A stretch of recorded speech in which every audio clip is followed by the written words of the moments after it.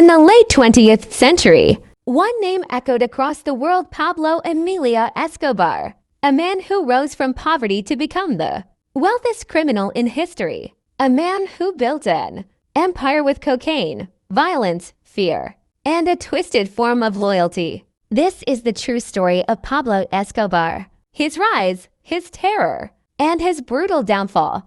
Pablo Escobar was born on December 1st, 1949, in Rio Negro, Colombia, but grew up in Medellín. His family was poor. His mother was a teacher, his father a farmer. From a young age, Pablo was attracted to money and power. As a teenager, he engaged in petty crimes, selling fake high school diplomas, stealing tombstones and reselling them, car theft, and smuggling. The mid-1970s, cocaine was becoming the new gold. Escobar recognized its potential early. He partnered with smugglers and began transporting cocaine to the United States using airplanes, boats, hidden compartments in vehicles. This was the beginning of the Medellín Cartel. Within a few years, he controlled over 80% of the cocaine entering the U.S. He earned $70 million per day. His personal net worth approached $30 billion. Pablo Escobar had become a king.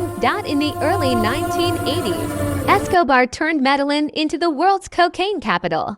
The cartel operated like a corporation. Cocaine labs deep in the jungle, private airstrips, submarines, an army of assassins known as sicarios. He lived in luxury. The famous Hacienda Naples, a 7,000-acre estate private zoo with elephants, hippos, and exotic animals, mansions, jets, and fleets of cars. But Pablo also tried to build a Robin Hood image. He built houses for the poor, handed out cash in slum-constructed football fields. The poor called him El Patron, but behind the kindness was brutality.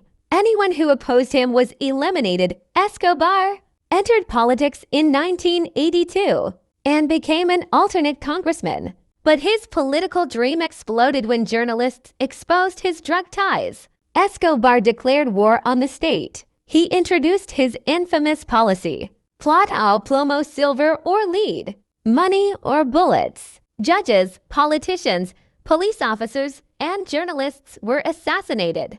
Major events: 1984, murder of Justice Minister Rodrigo Lara Bonilla. 1985, bombing campaigns across Bogota. 1989, assassination of presidential candidate Luis Carlos Galán. 1989, bombing of Avianca Flight 203, killing 110 civilians. Colombia lived in fear. The U.S. began pushing for extradition of drug lords. Escobar refused to ever be sent to America. To stop the violence, the Colombian government negotiated with Escobar. He agreed to surrender if he would not be extradited. He could build his own prison. The government agreed. The prison was called La Catedral, but it was no ordinary prison. Luxury rooms, jacuzzi bar, and nightclub, a waterfall garden. He continued running the cartel from inside. It became known as Hotel Escobar. CIA, the vigilante group Los Peps. Rival cartels. Escobar was now the most hunted man on earth. Please subscribe for next video about Pablo Escobar escape that lead to his death.